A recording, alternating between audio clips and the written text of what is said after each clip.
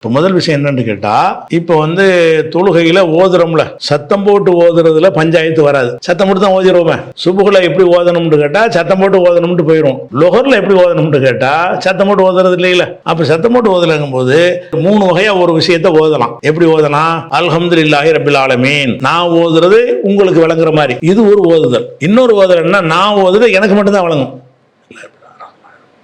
உங்களுக்குலாம் வழங்காது. இது எனக்கு தான் வழங்குமே தவிர யாருக்கு வழங்காது? எனக்கு தான் விளங்கும்னு கூட சொல்ல இல்லாது, எனக்கு புரியும், நான் அதை ஓதுகிறேன் என்று எனக்கு தெரியும். இது ஒரு வகை. இன்னொரு வகை என்னன்னு கேட்டா, வாயை முடிக்கிற சும்மா அந்த மனசுல ஓட விடுறது, அல்ஹம்துலில்லாஹ் ஓதுறாராம், இப்படி செய்யறது. இந்த 3 வகையாக ஒருவர் ஓத முடியும். இதுல நம்ம சத்தமிடாமல் ஓதுற ரக்காத்து இருக்குல்ல, லுஹர் அஸர் அல்லது ஈஷாவுடைய பின்னர் 2 ரக்காத்து, மகரிபுடைய 3வது ரக்காத்து, இதுல எல்லாம் நம்ம சத்தம் போட்டு ஓத மாட்டோம். அந்த மாதிரி ரக்காத்துகளை வந்துச்சுன்னு சொன்னா அதுல சத்தம் போடுதல் இல்லைங்கிறது முடிவான ஒரு விஷயம். அதே நேரத்தில் இந்த ஓதுறத வாயை அசைத்து ஓதுவதா அல்லது நம்ம வாயை மூடிக்கிட்டு கற்பனையில் ஓதுவதா, அப்படி ஓதுவதான்னு கேட்டீங்கன்னு சொன்னா அதுக்கு புகாரியில 746வது ஹதீஸில் விட இருக்கிறது. ஹப்பாப்னு ஒரு சஹாபி இருக்கிறாங்க. அந்த சஹாபிட்ட ஒரு தாபி, அபு மாமர்ங்கிற ஒரு தாபி கேட்கிறாரு, ரசூல் ஸல்லல்லாஹு அலைஹி வஸல்லம் அவர்கள் லுஹர் அஸர் தொழுகையில ஏதாவது ஓதுவாங்களா கேட்கிறாரு. அப்ப ஹப்பாப் சொல்றாங்க, ஆமா ஓதுவாங்க அப்படின்னு. அவர் கேட்கிறாரு, அது எப்படி உங்களுக்கு தெரியுங்கிறாரு.